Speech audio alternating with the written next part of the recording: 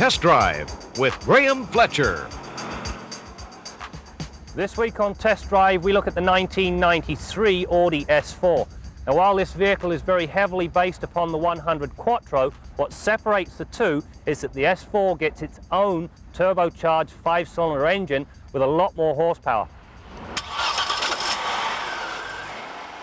Under the hood of the S4 is a turbocharged 20-valve inline-5 that produces 227 horses and 258 pounds-feet of torque. Now, despite the evidence of some turbo lag, the car moves along very nicely, due for the most part to the fact that the car produces maximum torque at a very low 1950 RPM. All this power is relayed to the road via a 5-speed manual transmission and a very sophisticated full-time four-wheel drive system. We're going to run the S4 through the Pylon Test. Now the suspension on this thing is very firm, and so there should be little or no body roll during this test. Now out on the open road, what I have noticed, if you push it round a corner where you encounter broken pavement, the stiffness in the suspension makes the whole thing feel very skittish. Now in this environment, that suspension held the car flat, level and very composed, but as I say, out on the open road it passes far too much harshness back to the occupants. Engine power is transmitted to a self-locking torsion center differential. From there it is relayed to the front and rear differentials. The advantage of the torsion diff is that when it detects slippage at either set of wheels, it automatically locks, directing the power to the wheels with the best traction. Should this still not be enough to get the car going, the rear differential can be locked by the driver. Now if you can't get the car going now, I doubt there's a car in the world that would move. During the test, the four-wheel drive system worked perfectly, and perhaps more importantly, its action is unobtrusive. We're going to run the Audi up to 100k and see what sort of time it turns in. Now one thing I did notice, typical of all turbos, it sags off the line, but when the turbo comes in, which it just did there, it makes a substantial difference. Well, that's not bad, 8.1 seconds give or take, which is not bad at all given all of the additional four-wheel drive stuff that's bolted up underneath this thing. It's a heavy car, so 8 seconds certainly shows you what the engine's capable of. We've got the decelerometer in place. Now this thing comes with an ABS system and it works wonderfully. Just see how wonderfully right now. I'm going to drop the anchor out now, and as you can see that thing dropped down to about 30, which will be 110 feet. The only complaint is the amount of pedal pressure you have to apply to get that nice firm crisp stop. Aside from that, brakes are flawless. One of the S4's pluses is the fact that the excellent ABS system can be turned off.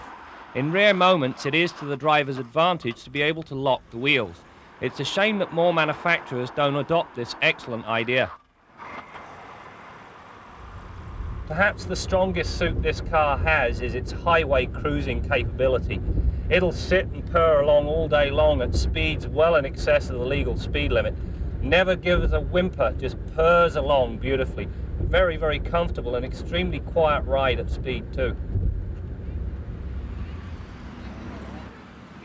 During my time with the S4, I averaged 12.3 litres per 100 kilometres or 23 miles per gallon. Not too shabby given the weight, performance and four-wheel drive capability. In choosing Invicta tyres for the S4, Audi have done the equivalent of putting hobnail boots on a ballerina and expecting her to dance. The tyres are just not up to the job, especially considering the S4 is the hopped-up version of the 100 range. There are three things up front here that really bothered me. First of all, the light switch is far too close to the turn signal, making it difficult to turn the cruise control on and off. Secondly, when you look in the rear view mirror, you see one too many headrests. It's a bit of a cluttered view. The last thing is the radio. Now, it's not wired through the ignition, so when I'm sitting here with the key in my hand, the radio's still playing. What a pain in the backside if you leave it on overnight and come out to a flat battery. Now what you have to appreciate is that Volkswagen and Audi are the only car companies in the world that do this. Why is absolutely beyond me. A couple of handy items back here. A coloured keyed tether point for the child seat. and a sunshade. The only problem with our sunshade is they missed the anchor point up here, so this one doesn't work.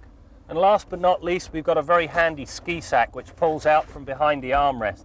This allows you to put skis and longer bits of wood in through the trunk. Very handy item. The dash is very well laid out with all the various gauges remaining in full view. The radio and heater controls are easily accessed and simple to understand. As well as an 8-way power seat, the steering wheel features both tilt and telescopic adjustments. The result is a driving position that is as near perfect as any you'll find.